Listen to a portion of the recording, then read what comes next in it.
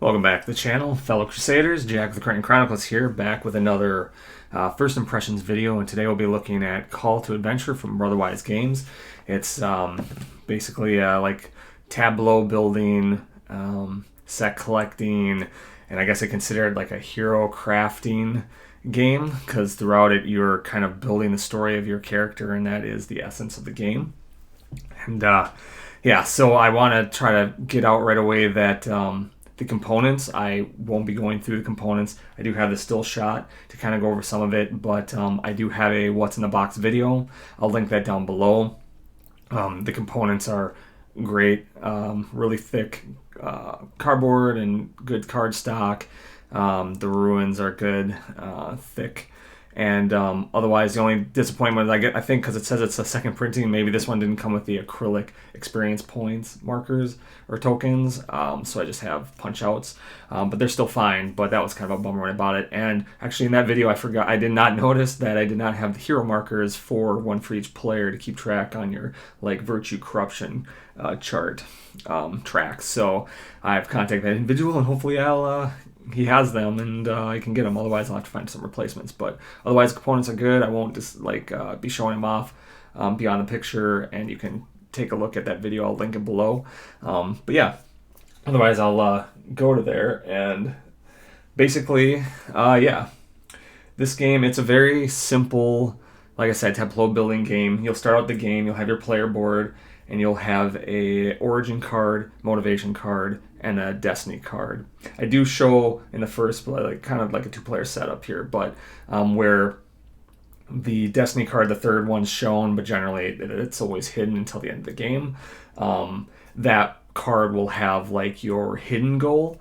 And yeah, so throughout the game, you'll just be accruing story cards that are in the marketplace there. I got 3 acts, and here again I'm showing kind of all of them. Some of them revealed, but only the first act revealed until someone collects 3 cards of that, and then on the next turn it will go to Act 2, and those are revealed, and then so on to the third. But you will be collecting those cards by basically casting ruins and throwing them down, and based on the different attributes that are on the different challenges, you'll have challenge cards or trait cards. And yeah, based on that, that's how and what attributes you have. You can then use those ruins of those types to accrue more ruins to cast to better odds at completing challenges. They're worth points. Some have abilities, and there are allies and adversaries. Adversaries will come out in the marketplace and kind of affect the game, or how they're or challenges or different abilities, and that might affect the game, or just how you beat them and overcome them. And then you have the story cards, where you have 2 paths that you can, or the challenge cards, you have 2 paths that you can take, each taking different attribute paths, and or awarded different rewards in triumph or tragedy points, and or story icons. So, and the story icons are kind of like the set collecting, because the more you have of a set up to 4, the more points you get. But yeah, and then you'll have, obviously throughout that whole time, but you'll have those the light blue and the dark blue cards are the hero and anti-hero cards that you'll be playing throughout the game to benefit yourself and potentially hinder others as you go about building up your basically your character story. So like I said, you have origins, and then your motivation, and then the destiny, and you'll try to collect 3 cards from Act 1 for the origins, to second row Act 2 for the motivations, and then the final third 3 cards from there for your destiny. So it's a very simple game, both in mechanics and just difficulty in general. Like I said, you'll be looking for, there are trait cards in the rows as well, where you don't have to even cast any ruins, but if you get those, a lot of times you'll either have to have a certain attribute and or pay XP to get it, and XP are the little red tokens there. And they're kind of a rare commodity. You can sometimes accrue those, but other times they're fairly limited, so you got to be careful how you choose to do that. And like I said, there's adversaries and allies, and eventually those will change the game. If you like, allies will go under a challenge card, make it more difficult, but if you get it, you get to, it's like at the end of the player board there, it offers you a permanent ability that you can use either by sacrificing it a lot of times or paying XP again to use that ability. So, but yeah, in general, it's a very easy game, very light, and I feel like it's a great gateway game for people who aren't maybe super huge into gaming. The theme is very, I mean, all you're doing is casting the ruins, which is basically like rolling dice, and hoping that you get your rolls, high enough to beat the challenges and collect them, and or the adversaries, depending. But beyond that, that's pretty much it. The only other element in there is timing with your cards, because they are sometimes time restricted for the anti-hero hero cards. And I guess the element of kind of, it's not like challenging or anything, but I like the fact that you have the corruption track, which is on the left side of the player board. So you have either high virtue or you start sinking down into corruption. And depending, it's got different point values at the end of the game. And it also restricts if you can play hero cards or only hero cards, both, or only anti-hero cards. So mechanics are very simple. The theme is basically in the art. Like I said, you're just casting ruins. It doesn't seem like, you're not like trudging through and, like a dungeon crawler kind of thing. But I still think with the theming and the titles and all that stuff dealing with your origin, motivation, and the your destiny are very thematic in that sense. So again, it's all the art and the like kind of the storytelling as you play the game. But yeah. Beyond that, the player count, it's 1 to 4 players, but there is a solo and a co-op. I have not played either of those. I've been kind of really wanting to look into them, but so far I haven't. But overall, first time playing, we played it twice, and they've been probably about an hour, and that's kind of the top of the thing. I think the first one might have been a little longer, maybe, just when learning it, but in general, it plays really fast, easy, and I like the player interaction in it, and I think it's, like I said, a great game for those who are kind of, if you like fantasy, because that's the art, it's all fantasy art. And as you can tell from the box, which I'm not showing anymore, but yeah, from the cards, hopefully you can see, and I'll swap back up. And in general, I feel that it's just a really good entry-level game for people. And I'll just go back up to the top here and show the box.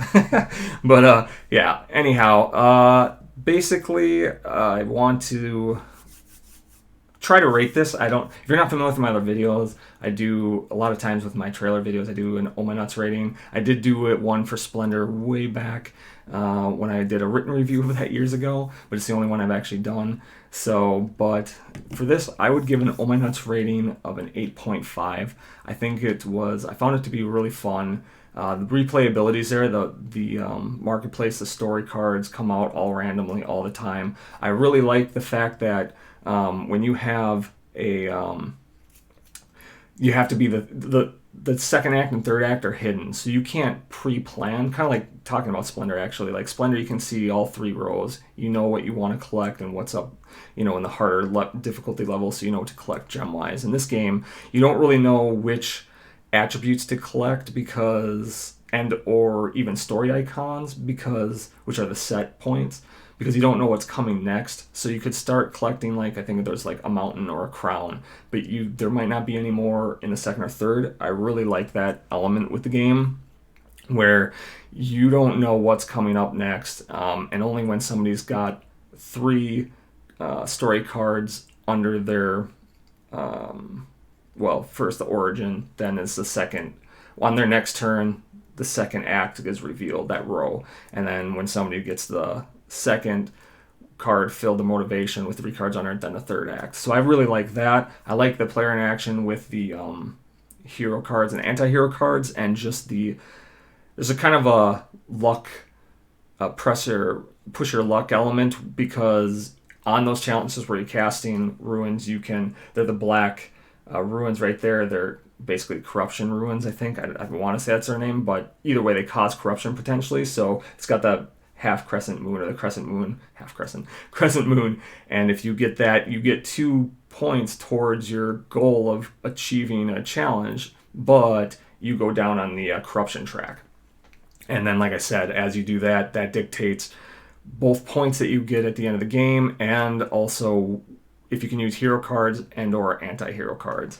So it's that nice little kind of like push your luck, and you could end up kind of screwing yourself, but I like that element a lot. So, and the biggest part of it that I like, I think, is just at the end of the game, and they encourage it, they say, like, tell your story. Both times we had a lot of fun just kind of talking through our characters and giving our story, basically, of our hero or villain. I don't know, it says craft your hero, but it's more like character crafting, because they could become a hero or they could become a villain, technically. I think the first game I played, I was very much a villain. Not that it like matters overall, but just in terms of like the storytelling, I could kind of go either way. And I really like that. And I also really like that on the Destiny cards, they're hidden, and they're hidden goals. So people might kind of know what you might be collecting, but they're going to be so busy trying to deal with their own stuff that doesn't really matter. I just like the fact that people don't know it, just as I like that Act 2 and 3 aren't revealed until people have gotten to those stages in the storytelling of their character, so that you just can't plot ahead or like figure out what somebody's necessarily collecting or doing. So yeah, again, I give this an O- rating of 8.5. Those are my first impressions of Call to Adventure. It was enough to make me want to back the Epic Origins, their new Kickstarter. I didn't really know much about this game originally. I wanted to back it, but the ruin tossing kind of turned me off, but after doing it, it's not bad at all. I'm just more accustomed to dice, and then Stormlight Archive came out, had no idea what that was at all. So I do a little bit more now, and now since I played this, they've come out with the new Kickstarter. Actually, it's over in a day or two here for Epic Origins, so I'm hoping to back that, and maybe even picking up Stormlight Archive if they're all interchangeable, if they all can be mixed.